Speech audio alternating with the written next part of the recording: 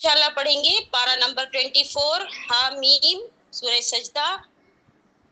अऊज़ु बिल्लाहि मिनश शैतानिर रजीम। बिस्मिल्लाहिर रहमानिर रहीम। हामीम तंजीलुम मिनर रहमानिर रहीम। किताबुन फुसिलत आयातुहु कुरआनन अरबिय्यन लिकौमिन यअलमून बशीरन व नज़ीरन फ़अरद अक्सरहुम फ़हुम ला यस्मऊन। सदक़ल्लाहुल अज़ीम। जज़ाकल्लाहु खैरन अहसन जज़ाए फिद दारैन माशाअल्लाह आमीन जज़ाक। औज़ु बिल्लाहि मिनश शैतानिर रजीम बिस्मिल्लाहिर रहमानिर रहीम रब्बि इश्रह ली सदरी व यस्सिर ली अमरी वहलुल उक़दतम मिन लिसानी यफ़क़हू क़ौली रब्बि ज़िदनी इल्मा या मुक़ल्लिबल क़ुलूबि सब्बित क़ल्बी अला दीनिका रब्बना ला तुज़िग़ क़ुलूबना बअद इज़ हदैतना व हब लना मिन लदुनका रहमा इन्नका अंतल वहाब। हम लोग अभी इंशाल्लाह सूरह हामीम सिजदा शुरू कर रही हूँ। इसका पहले मैं थोड़ा सा आपको बैकग्राउंड बता देती हूँ कि ये कब नाज़िल हुआ था और इसका क्या शान नज़ूल क्या है। तो यहाँ पर है ये इसका दो अल्फाजों का मुरक्कब है, यानी कि हामीम है और दूसरा सिजदा है। हामीम और सिजदा मतलब ये है कि वो सूरज जिसका आगाज जो है हामीम से हो रहा है और इसमें एक मुकाम पर आयत सिजदा आनी है, इसलिए दो अलग अलग को एक साथ जोड़ दिया गया है। अब इसका नज़ूल क्या है कि हजरत हमजा ईमान लाने के बाद, हजरत हमजा रज़ियल्लाहु अन्हु के ईमान लाने के बाद, हजरत उमर रज़ियल्लाहु अन्हु के ईमान लाने से पहले नबी सल्लल्लाहु अलैहि वसल्लम के कदीम तरीन जो सीरत है उसमें से हम देखते हैं एक दफा ऐसा हुआ कि कुरैश के कुछ सरदार मस्जिद हरम में महफिल जमाए बैठे थे और मस्जिद के एक दूसरे गोशे में रसूलुल्लाह सल्लल्लाहु अलैहि वसल्लम तशरीफ फरमा थे, लेकिन वो तन्हा थे। और ये वो जमाना था जब हजरत हमजा ईमान ला चुके थे रजी अल्लाह अन्हु, और कुरैश के लोग मुसलमानों की जमीयत में इजाफा देख देख कर परेशान हो रहे थे। और उस मौके पर उतबा जो था अबू सुफियान के खुसर ने सरदारान कुरैश से कहा कि साहिबो, अगर आप लोग पसंद करें तो मैं जाकर मोहम्मद सल्लल्लाहु अलैहि वसल्लम से बात करता हूँ और उनके सामने चंद तजवीज़ें रखूंगा, शायद कि वो इनमें से किसी एक को मान ले, किसी को मान ले और हम भी उसे कबूल कर लेंगे और इस तरह वो हमारी मुखालफत से बाज आ जाएंगे।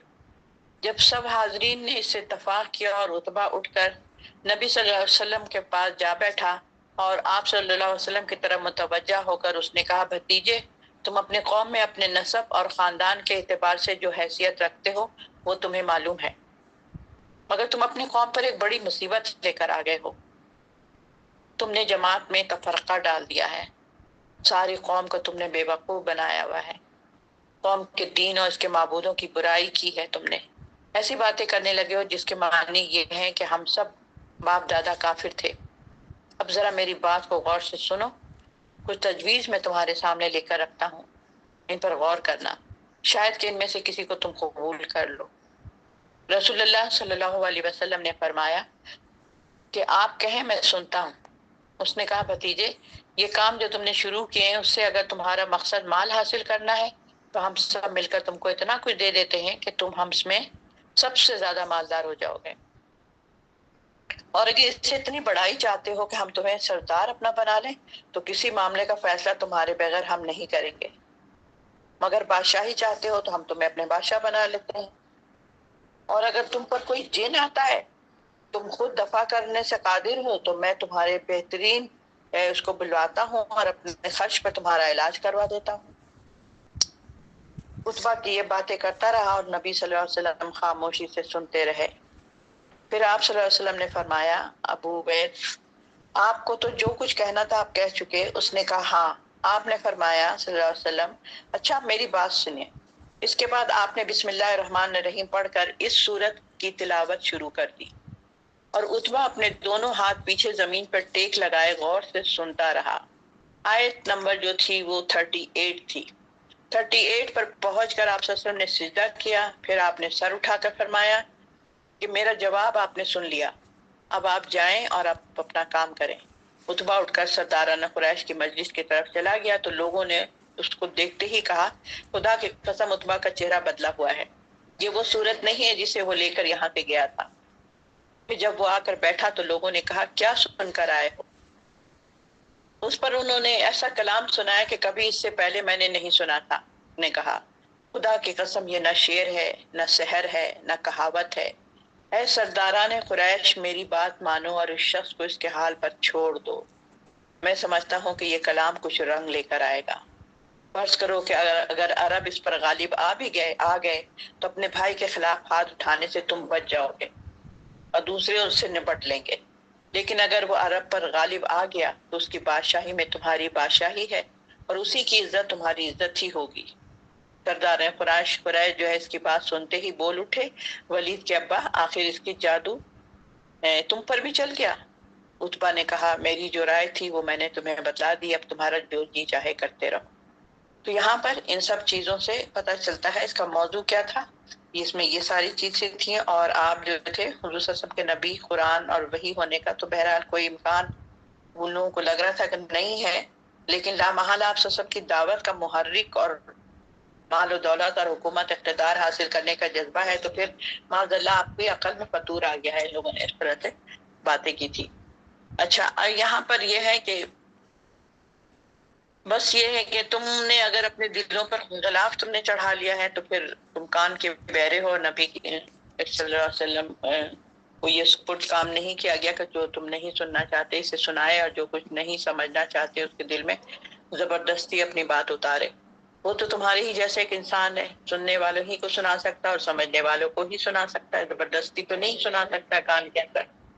تو یہاں پر تم کسی دوسرے کے بندے بھی نہیں ہو، تم چاہو تو اپنی آنکھ اور کان بند کر لو اور اپنے دلوں پر غلاف چڑھا لو، مگر حقیقت یہی ہے کہ تمہارا خدا بس ایک ہی ہے اور تم کسی دوسرے کے بندے نہیں ہو، تمہاری ضد ہے در حقیقت۔ تو یہاں پر یہ ساری چیزیں ہیں، اور بھی بہت ساری قرآن کی آیتیں یہاں پر بتائی جائیں گی۔ تو یہ ہمیں اس سے پتہ چل گیا، اور آخرت میں جو ہے کا ساتھ دینا ہے اور حوصلہ بڑھانا ہے نبی صلی اللہ علیہ وسلم کا۔ جو مخالفین جو ہے نا اس کو جواب میں دے رہے تھے، وہ انسان جو خود نیک عمل کر دے اور دوسروں کو خدا کی طرف بلائے وہ ڈٹ کر رہتا ہے، اور وہی اصل میں مسلمان ہوگا۔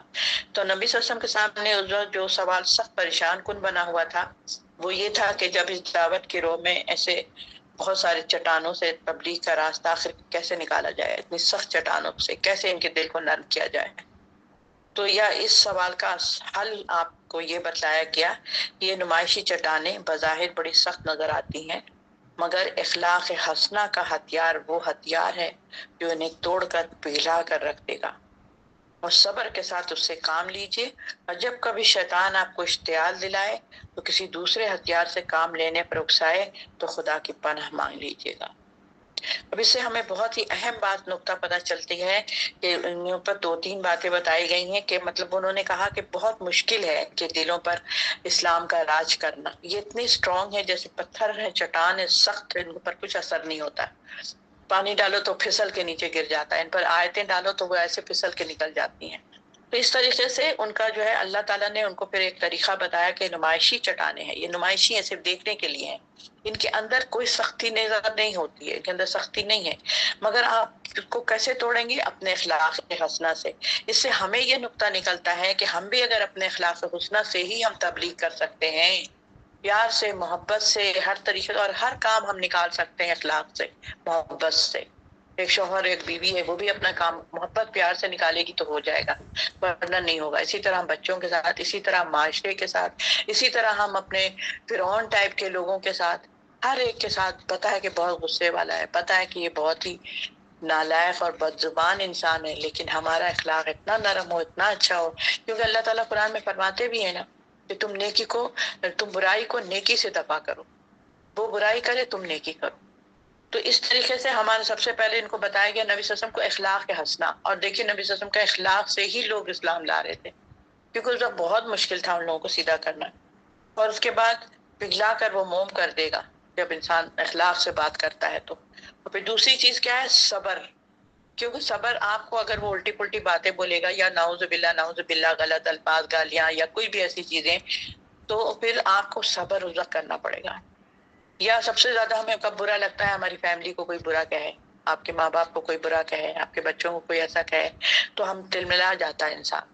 اس وقت کیا کہتے ہیں کہ صبر کرو. اس نے بھی تو دیکھ کر ہی چوٹ لگانا ہے نا کہ کس چیز سے آپ کو زیادہ تکلیف ہوتی ہے. تو آپ عقل مند بن جائیں، آپ سمجھدار بن جائیں کہ اچھا یہ میرے اوپر حملہ کرنا چاہ رہا ہے ادھر سے ادھر سے، دراصل یہ نہیں ہے، اس کے پیچھے کون ہے؟ شیطان کام کر رہا ہے. تو شیطان سے بھی ہمیں اللہ کی پناہ مانگ لیا کرو. جب تم کو اندازہ ہو کہ بھئی یہ شیطان ہمارے ساتھ آ گیا ہے تو پھر تم اس وقت اللہ کی پناہ مانگ لیا کرو. بالکل صحیح بات ہے. اسی طرح جب ہم لوگ کوئی بھی کام کرتے ہیں، قرآن پڑھتے ہیں، کچھ بھی کرتے ہیں، تو جب تک ہم اللہ کی پناہ میں نہیں آ جاتے ہیں تو وہ کام سیدھا نہیں ہوتا ہے. اسی طریقے سے میرے بچے نے بڑی اچھی بات بتائی تھی، ایگزیکٹ مجھے یاد نہیں آ رہا، لیکن اس نے یہی کہا تھا کہ اگر ہم کوئی غصہ آ جائے ہمیں کسی سے، یا کوئی ہمارے سے غلط بات ہونی شروع ہو جائے، تو ہم سمجھ جائیں کہ یہ شیطان ہم پر حملہ کر رہا ہے. اور جب تک میں اعوذ باللہ نہیں پڑھوں گا اس کام میں خیر نہیں ہو سکتی. اس لیے جو بھی کام ہو شیطان سے بچنے کے لیے سب سے پہلے ہم اعوذ باللہ پڑھیں، اس کے بعد ہم بسم اللہ کر کے اپنا کام شروع کریں، کیونکہ ایسا نہ ہو کہ بیچ میں ہمیں شیطان اچک لے. ٹھیک ہے، تو اس لیے ہمیں اپنے شیطان کو بھگانے کے لیے ہمارے پاس ایک ہتھیار اللہ نے خود بتا دیا کہ اللہ کی پناہ میں آ جایا کرو. اس وقت تم شیطان کے پاس ہوتے ہو، شیطان تمہیں کھیل رہا ہوتا ہے، تو لیکن تم نے کیا کرنا ہے؟ تم میرے پاس آ جاؤ، مجھ سے پناہ لے لو کہ اللہ مجھے اپنے پاس چھپا لیجئے. بھاگ کے بچہ آتا ہے نا، ایک بچہ اس کو کھیل رہا ہے، مار رہا ہے، کچھ بھی کر رہا ہے، وہ دوڑتا ہوا اپنی ماں کے پاس آ کے چھپ جاتا ہے، باپ کے پاس چھپ جاتا ہے کہ اب بتاؤ اب تو نہیں آؤ گے تم میرے پاس مارنے مجھے. تو یہ کیا ہم بھی اسی طریقے سے اللہ کے پاس چلے جائیں، فوراً اعوذ باللہ پڑھ لیا کریں. تو ہمیں یہاں پر 2-3 چیزیں ملی ہیں، اخلاق حسنہ اور صبر، اور پھر اللہ سے کی پناہ میں آ جانا یعنی شیطان مردود سے. یہاں پر یہ چیزیں بتائی گئی ہیں. اب میں اس کو لے کے آگے چلتی ہوں جو ابھی انہوں نے تلاوت کی ہے. اس کا ترجمہ کچھ یوں ہے، اعوذ باللہ من الشیطان الرجیم، بسم اللہ الرحمن الرحیم، حامیم. اچھا، حامیم یہ خدا رحمان اور رحیم کی طرف سے نازل کردہ چیز ہے، ایک ایسی کتاب ہے جس کی آیات خوب کھول کر بیان کی گئی ہیں. عربی زبان کا قرآن ان لوگوں کے لیے جو علم رکھتے ہیں بشارت دینے والا ہے اور ڈرانے والا ہے، مگر ان لوگوں میں سے اکثر نے اس سے روگردانی کی ہے اور وہ سن کر نہیں دیتے. کہتے ہیں جس چیز کی طرف تو ہمیں بلا رہا ہے اس کے لیے ہمارے دلوں پر غلاف چڑھے ہوئے ہیں، ہمارے کان بہرے ہو گئے ہیں، ہمارے اور تمہارے درمیان ایک حجاب حائل ہو گیا ہے، تو اپنا کام کر اور میں اپنا کام کر. ٹھیک ہے، یہاں تک ابھی ہم دیکھ لیں، پھر آگے ہم انشاءاللہ پڑھتے جائیں گے، سمجھتے جائیں گے. یہاں پہ سب سے پہلی بات ہے کہ کتاب کس کی طرف سے؟ رحمان اور رحیم. اور ہمیشہ آپ نے دیکھا ہوگا کہ سب سے پیارا نام جو ہے، میں سن رہی تھی اس دن، تو سب سے پیارا نام جو ہے وہ رحمان ہے، اور پھر اس کے بعد رحیم ہے. حالانکہ اللہ تعالیٰ نے قرآن میں اپنے آپ کو بار بار اللہ کے سے بلایا ہے کہ اللہ نے یہ کہا، اللہ نے وہ، اللہ کا فرمان ہے، اللہ کی بات. لیکن اللہ کا نام میں سب سے ناموں میں سب سے بہترین اللہ کو پسند ہے رحمان، اور رحمان کے ساتھ ہی رحیم ہے. اسی طرح جہاں پر آپ بسم اللہ الرحمن الرحیم پڑھتے ہیں تو رحمان اور رحیم ایک ساتھ زیادہ تر آتے ہیں، رحمان اور رحیم. تو ہم یہاں سے بھی اسی طرح سے شروع کریں. اس طرح شاید سورہ ملک، سورہ رحمان میں بھی اسی طرح ہے. تو رحمان اور رحیم کی طرف سے نازل کردہ ہے ایک ایسی کتاب جس کی آیات کو کھول کر بیان کر دی گئی ہے. اب صحیح بات ہے، جب ہم لوگ قرآن اتنا پڑھتے ہیں، رات میں بھی کلاس ہوتی ہے ہماری، دن میں بھی ہوتی ہے، ماشاءاللہ باقاعدگی سے آپ لوگ آ رہے ہیں، سن رہے ہیں، تو ہمیں دیکھنا اندازہ ہو رہا ہے نا کہ کیسے کھول کھول کر اللہ تعالیٰ بتاتے ہیں. کوئی ایک چھوٹی چھوٹی بات بھی نہیں رہتی ہے، ایسا لگتا ہے یہ کیسے پتا تھا اللہ کو، یہ کیسے پتا تھا. نہیں، ایک ایک بات کھول کھول کر بیان کی گئی ہے. عربی زبان کا یہ قرآن ہے. عربی زبان اسی وجہ سے تھا کہ اس وقت عربی زبان ہی میں لوگ بات ہوتی تھی، عرب میں لوگ عربی بولتے تھے، اور قرآن نبی صلی اللہ علیہ وسلم عرب سے تعلق تھا ان کا، مکے سے ان کا تعلق تھا. آپ صلی اللہ علیہ وسلم کسی انڈونیشیا میں نہیں تھے، کہیں کویت میں نہیں تھے، کوئی ایسی جگہ نہیں تھے، بلکہ جہاں پر تھے اور انہی میں سے ان کو رسول اٹھانا تھا، اسی شہر سے، اسی جگہ سے، اسی مقام سے، اسی محلے سے. تو نبی صلی اللہ علیہ وسلم کو جب اٹھایا گیا تو ان کی لینگویج جو تھی عربی تھی، اور پھر عربی وہاں کے سارے لوگ بولتے تھے، تو اللہ نے عربی میں ہی قرآن اتارا. اگر کسی اور زبان میں اتارتے سب حیران ہوتے، جیسے ہم لوگ حیران ہوتے ہیں کہ کیا پڑھ رہے ہیں، یہ کیا پڑھ رہے ہیں، نماز میں کیا تلاوت کی جا رہی ہے، ہمیں تو کچھ سمجھ نہیں آ رہی ہے. تو اسی طرح وہ لوگ بھی کرتے. تو پھر پورا فائدہ کیا ہوتا اگر قرآن اتار دیا جاتا پورے کا پورا، اور اس کا ہمیں ایک مطلب نہیں سمجھ آتی، تو فائدہ کیا ہوتا اس قرآن کا. کیا عربی میں کوئی ترانہ تھا کہ ہم ترانہ پڑھتے جائیں بغیر سوچے سمجھے؟ اس کا مطلب تھا نا کہ اس کا مطلب جب تک نہیں پتا ہوگا آپ کو پتا کیسے چلے گا. اس لیے ان کی لینگویج میں بتایا گیا تھا. اب ہماری اور آپ کی تو لینگویج ہے نہیں یہ، تو ہم نے کیا کرنا چاہیے پھر؟ لینگویج سیکھنا چاہیے. ہم ہر لینگویج سیکھ لیتے. انگلش کہاں سے سیکھا آپ لوگوں نے؟ کہاں سے سیکھا؟ یا ہر آدمی کوئی پنجابی بول رہا ہے، کوئی سرائکی بول رہا ہے، کوئی سندھی بول رہا ہے، کوئی اردو بول رہا ہے، سب اپنی اپنی مادری زبان بول رہے ہیں نا. تو ہم لوگوں نے پیدا ہوئے ہم نے یہ سنا، ہم نے بولنا شروع کر دیا. لیکن عربی کے لیے ہمیں کوئی، اس کے لیے ہم نے جدوجہد نہیں کی. کوئی ہمارے اسکولوں میں نہیں، ہمارے کالج یونیورسٹیوں میں نہیں. ہمارے بچوں کو انگلش آ جاتی ہے. ایسے ایسے گاؤں سے بھی نکل کے بچے اسکول جاتے ہیں، اگر اچھے اسکولوں میں جاتے ہیں تو وہاں انگلش فر فر بولنا شروع ہو جاتے ہیں. لیکن عربی نہیں بول پاتے ہیں کیونکہ وہاں عربی نہیں پڑھائی جاتی ہے.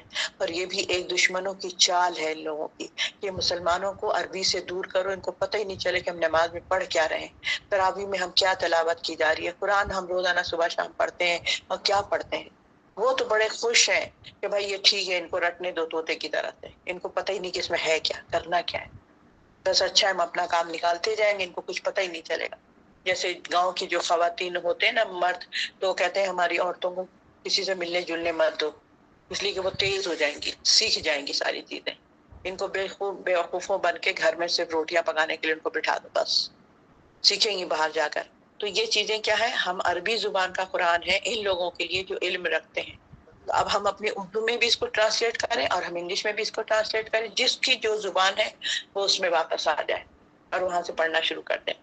اور اس کے بعد عربی کا آپ لوگ لفظی ترجمے سے وہ بھی کریں گے انشاءاللہ. کبھی موقع ہوا تو ہم اس کی بھی کلاس لینا شروع کر دیں گے کہ تھوڑا تھوڑا سا ایک ایک آیت، آدھی آدھی آیتیں، دو آیتیں کر کے آپ لوگ یاد کریں اور اس کو سنائیں. آپ دیکھیے گا کہ آپ نے 3-4 یا 2-3 سپارہ اگر آپ نے یاد کر لیا ہے تو آپ کو ماشاءاللہ سے پورا قرآن آپ کو سمجھ آنی شروع ہو جائے گی. تو یہ کیا کوئی مشکل کام ہے؟ اس کے لیے بھی ہم اپنا ٹائم نکالیں گے انشاءاللہ. پھر آپ سوچئے کہ ہمارا سارا وقت ہم علم سیکھنے اور سکھانے میں، اور جو لوگ علم سیکھنے کے لیے نکلتے ہیں، جو لوگ علم سیکھتے ہیں، تو اگر ان کو موت آ جاتی ہے تو پھر وہ شہادت کا درجہ ملتا ہے ان کو، اور کہتے ہیں کہ تم میں سب سے بہترین وہ ہے جو علم سیکھتا ہے اور سکھاتا ہے. تو ہم نے سیکھنا بھی ہے اور سکھانا بھی ہے. ہمیشہ ہمیں استاد بھی رہنا ہے اور ہمیں شاگرد بھی رہنا ہے. تو یہ چیزیں آپ کوشش کیجئے.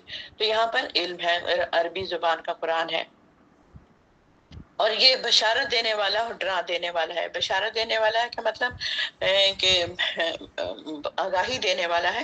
اگر تم اس کلام کو سن کر تم سنتے ہو تو تم اس سے بچتے ہوئے، تو تمہارا غصہ محمد صلی اللہ علیہ وسلم کے خلاف نہیں ہوتا ہے بلکہ خدا کے خلاف ہوتا ہے. اصل میں جو نبی صلی اللہ علیہ وسلم قرآن سنا رہے ہوتے ہیں تمہیں غصہ آ رہا ہوتا ہے، نبی صلی اللہ علیہ وسلم سے غصہ نہیں آتا ہے، تمہیں غصہ آتا ہے اس کے بیک گراؤنڈ سے، کہاں سے آیا ہے، یہ اللہ کے پاس سے آیا ہے. تو اصل میں اللہ سے تم اس کے خلاف جاتے ہو، اور اگر اس سے تم رد کرتے ہو تو ایک انسان کی بات نہیں رد کرتے ہو بلکہ تم خدا کی بات یعنی اللہ کی بات کو تم رد کر دیتے ہو. اور اگر اس کی بے رخی برتتے ہو تو ایک انسان سے نہیں برتتے ہو بلکہ اللہ سے تم منہ موڑتے ہو. بالکل اسی طریقے سے آج ہم لوگ بھی جو قرآن پڑھ کے سناتے ہیں تو کیا ہے، تم ہم سے، آپ لوگ ناراض انسان نہیں ہوتا ہے کہ انسان سے ناراض نہیں ہوتا کہ اس نے یہ کہا، اس نے یہ کہا. اس نے جس کی بات کہی اصل میں تو ہم اس سے ناراض ہوتے ہیں کہ ہم نے یہ کام نہیں کرنا، ہم نے یہ بات نہیں ماننا. ہم آپ کی بات سن رہے ہیں ہم آپ کی بات، لیکن مانیں گے نہیں. جس نے کہا ہے کہ یہ کام کرو اس کی ہم نہیں مانیں گے. اب سمجھ آ گئی؟ آپ کی بات تو ہم سن رہے ہیں، آپ بولیں، آپ کیا بول رہی ہیں، آپ بولیں، بالکل بولیں، آپ یہ کیا بول رہی ہیں؟ بھائی ہم یہ بول رہے ہیں کہ اللہ تعالیٰ نے یہ فرمایا، یہ فرمایا، یہ فرمایا، یہ فرمایا. نہیں، وہ بات ہم نہیں سنیں گے، عمل نہیں کریں گے. اب ہم کیا ہے یہاں پر؟ ہم عملی نہیں کرتے ہیں، قولی کرتے ہیں. قولی سن لو بس ٹھیک ہے، عمل کرنا کوئی ضروری نہیں. جبکہ ہمیں بالاثر کیا کہتا ہے؟ ایمان لاؤ اور اس کے بعد نیک صالحین عمل کرو، وتواصوا بالحق کرو، وتواصوا بالصبر کرو. یہ 4 چیز کرو گے تو جنت میں جاؤ گے. 4 میں سے ایک بھی نہیں کرو گے تو نہیں جاؤ گے جنت. صاف ستھری بات ہے. ہاں، تو یہاں پر یہ ہے بشارت دینے والا اور ڈرانے والا ہے. دوسری طرف یہ ہو کہ بے انتہا مہربان اور رحمان اور رحیم ہے، یعنی اس کی دوسری صفت کے بجائے صفات رحمت کا ذکر کیا جا رہا ہے کہ اللہ تعالیٰ کی صفت ہے یہاں پر کہ اللہ تعالیٰ جو ہے اپنی رحمان اور رحیمیت کے ساتھ تمہارے کو معاف بھی کر سکتا ہے. اللہ اگر انسانوں میں بے رحمی برتتا ہے تو انہیں اندھیرے میں بھٹکنے کے لیے چھوڑ دیتا ہے اور کچھ پرواہ نہیں کرتا کہ کس گڑھے میں وہ جا کر گریں گے. انسان اگر غلط کرے اللہ تعالیٰ پھر بھی اس کو بچانے کی پوری کوشش کرتا ہے، لیکن اگر ہم پھر بھی نہیں سنیں گے تو پھر اللہ تعالیٰ کو کیا مطلب وہ غرض کیا کر رہے ہو؟ آپ کو بتا دیا، سمجھا دیا، سنا دیا، رسول بھیجے، نبی بھیجے، امت بھیجی، سب کو بھیجا، خلیفہ بھیجا، نائب بھیجا، اب تم سننے کے نام کا نام ہی نہیں لیتے ہو، سننے کا نام ہی نہیں لیتے ہو۔ رسول اللہ صلی اللہ علیہ وسلم نے سب چیزیں بتا دی، قرآن ہمارے ہاتھ میں ہے، نبی صلی اللہ علیہ وسلم کی سیرت اور حدیثیں میرے ہاتھ میں ہے، ٹیچریں ہمیں ہر وقت رات دن ہماری کلاسز لیتی ہیں، ہر جگہ پر کلاسز ہو رہی ہیں، یوٹیوب پر ہر چیز آ رہی ہے، ہر جگہ سے کلپس آ رہے ہیں، لیکن ہم سنتے تو ہیں، عمل نہیں کرتے ہیں، تو پھر یہ کیسا سننا ہوتا ہے؟ تو پھر وہ تو اس کی زندگی سنوارنے کے لیے علم کی روشنی دکھاتا ہے، یہ علم ہے نا جو ہم لوگ حاصل کر رہے ہیں، جب ہم علم حاصل کریں گے تو ہمیں اللہ کا خوف ہوگا، ہمیں بچنا پڑے گا، اچھا غصہ نہیں کرنا چاہیے، اللہ نے منع کیا، اچھا گھر سے باہر نکلیں گے تو پردہ کر کے نکلنا، اچھا یہ بتایا اللہ نے، اچھا اپنی اوڑھنیوں کو ایسے ڈالنا ہے، کہاں ڈالنا، کیسے ڈالنا، اچھا اللہ نے یہ بتایا، وراثت ایسے تقسیم کرنی ہے، اچھا یہ بتایا ہے، غصہ نہیں کرنا ہے، حسد نہیں کرنا، کسی کی ٹوہ میں نہیں رہنا، برے القاب سے نہیں پکارنا، اچھا جب ہم پڑھیں گے تو ہمیں علم آئے گا نا، تو ہم تب بچ سکتے ہیں نا اس چیز سے۔ یا سنی سنائی باتیں کبھی ماں باپ نے کہہ دیا، کسی دادی نانی نے کہہ دیا، کبھی ادھر ادھر سے کوئی چیز کان میں پڑ گئی، بس ہم نے سمجھا یہی دین ہے، لیکن ہمیں قرآن سے ہر چیز پتہ چل جاتی ہے۔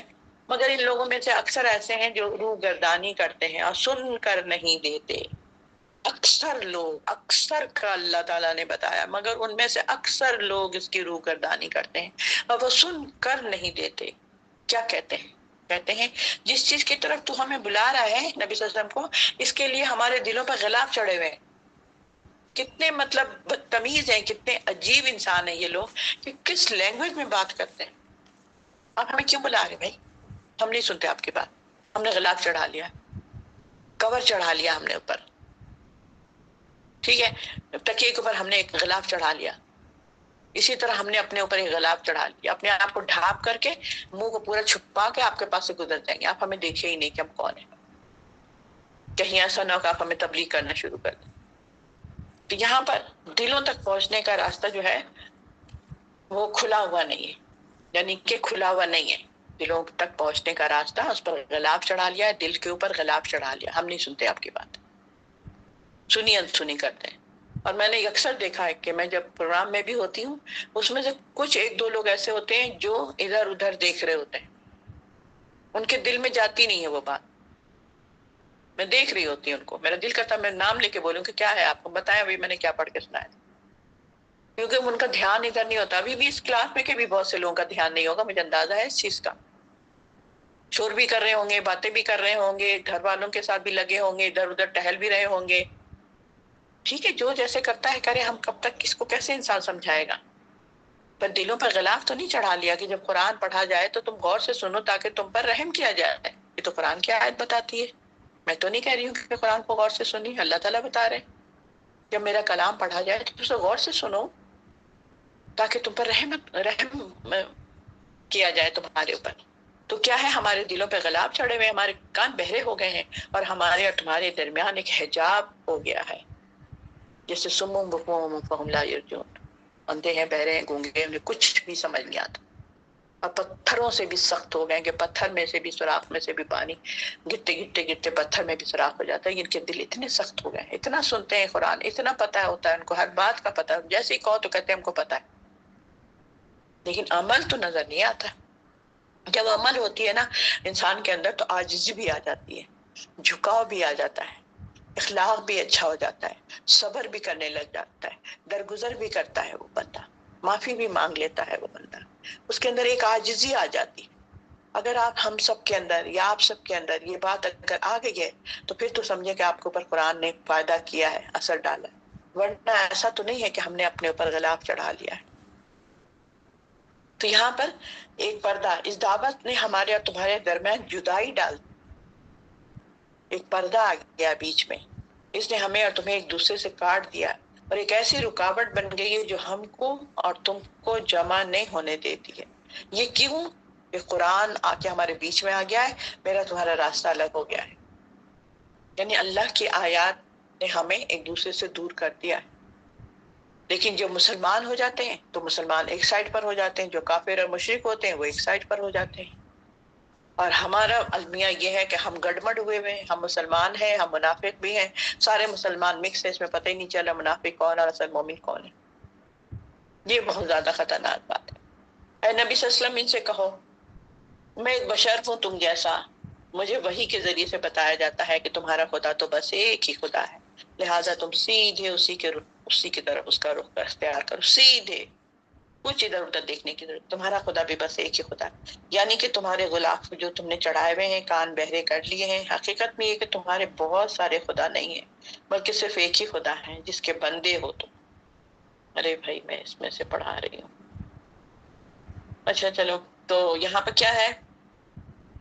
ایک ہی خدا ہے، لہذا تم سیدھے اسی کی طرف رخ اختیار کرو، یعنی کہ اپنے آپ کو کہ خدا نہ بناؤ، پرستش و بندگی کے لیے کوئی بھی نہیں ہے، صرف مدد پکارنے کے لیے کون ہے؟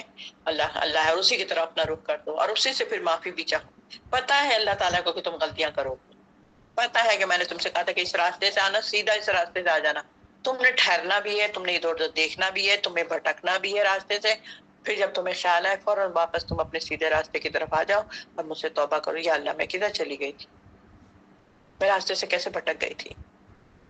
جب میں راستے سے بھٹک جاؤں گی تو میں تو کہیں اور پہنچ جاؤں گی، میری منزل کو تو میں نے چھوڑ دیا اپنی۔ جب ہم نے اپنے قرآن کو چھوڑ دیا، ہم اپنی منزل کو چھوڑ دیا، جہاں ہمیں آخرت میں پہنچنا تھا وہاں ہم نے قرآن کو چھوڑ دیا، تو ہم تو پھر بھٹکتے چلے جائیں گے ادھر ادھر۔ تو اسی طریقے سے یہاں پر دو تین چیزیں بتائی جا رہی ہیں کہ تم بس تمہارا ایک ہی خدا ہے، لہٰذا تم سیدھے اسی کے رخ اختیار کرو اور اسی سے پھر معافی مانگو، معافی چاہو۔ تباہی ہے ان مشرکوں کے لیے جو زکوٰۃ نہیں دیتے ہیں، یعنی مشرکوں کو بھی ہے کہ زکوٰۃ دیں، مومنوں کی تو یہاں بات ہی نہیں ہو رہی۔ کیوں نہیں ہو رہی؟ اس لیے کہ مومن تو زکوٰۃ دیں گے، مومن کو کہنے کی کیا ضرورت؟ تم نے کلمہ پڑھ لیا، مسلمان بن گیا، اب اس کے تمام تقاضے کو تم پورا کرو گے، نماز ہے، روزہ ہے، حج ہے، زکوٰۃ ہے، یہ سب تو تم نے کرنا ہی کرنا، یہ تو تمہارے پیلرز ہیں۔ ایک چھت پہ ڈالنے کے لیے چاروں طرف سے ہم نے پیلر لگانا ہے، اگر ہم نے نہیں لگایا تو ہماری پوری چھت نیچے گر جائے گی، ہمارا ایمان کمزور ہو جائے گا، ہم ایمان سے خالی ہو جائیں گے ایک سائڈ سے۔ تو پھر کیا ہے؟ اس لیے اللہ تعالیٰ یہاں پر دیکھیں مشرکوں سے کہہ رہا ہے کہ تم جو ہو یہ زکوٰۃ تم نہیں دیتے ہو، تو یہاں پہ یہ ہو گیا، اور آخرت کے تم منکر ہو۔ رہے وہ لوگ جنہوں نے مان لیا اور نیک عمل کیے، پھر ان کے لیے یقیناً ایسا اجر ہے جس کا سلسلہ کبھی ٹوٹنے والا نہیں۔ جیسے میں نے کل بھی بتایا تھا اور ہم نے سورہ اس میں پڑھا بھی ہے، سورہ مومن میں پڑھا بھی ہے ہم نے یہ والی چیز کہ جیسی رات اندھیرا ہوتا ہے تو روشنی کا ذکر آ جاتا ہے، سورج کا ہوتا ہے تو شام کا ہو جاتا ہے، اندھیرا کہا جاتا ہے۔ اسی طریقے سے یہاں پر بھی اللہ تعالیٰ بتا رہے ہیں جو لوگ جنہوں نے مان لیا اور نیک عمل کریں گے، اور ان کے لیے پھر کیا ہے؟ یقیناً ایسا اجر ہے جو اس کا سلسلہ کبھی ٹوٹنے والا نہیں ہے، یعنی کہ ایسا اجر ہے کہ کبھی ٹوٹے گا ہی نہیں۔ اب تمہیں دائمی تم جنت میں آ گئے، ہمیشہ کے لیے تم جنت میں آ گئے، ہمیشہ کے لیے تمہارا باغ ہو گیا تحت الانہار، یہ ہمیشہ کے لیے تمہارے پاس نہریں بہتی رہیں گی۔ اب تمہیں بالکل کوئی خوف اور کسی رنج کا موقع ہی نہیں ہے۔ تم نے کیا زبردست دنیا میں تمہارا اخلاق تھا، کیا تمہارا علم تھا، کیا تمہارے اندر عاجزی تھی، کیا تم میری بات مانتے تھے، تم ڈھونڈتے تھے کہ اللہ نے کیا کہا میں وہی کروں گا، اللہ کے نبی ایسے کھاتے تھے میں بھی ایسے کھاؤں گا، اللہ کے نبی ایسے بیٹھتے تھے میں بھی ایسے بیٹھوں گا، اللہ کے نبی ایسے کھڑے ہوتے تھے میں بھی ایسے کھڑے ہوں گا۔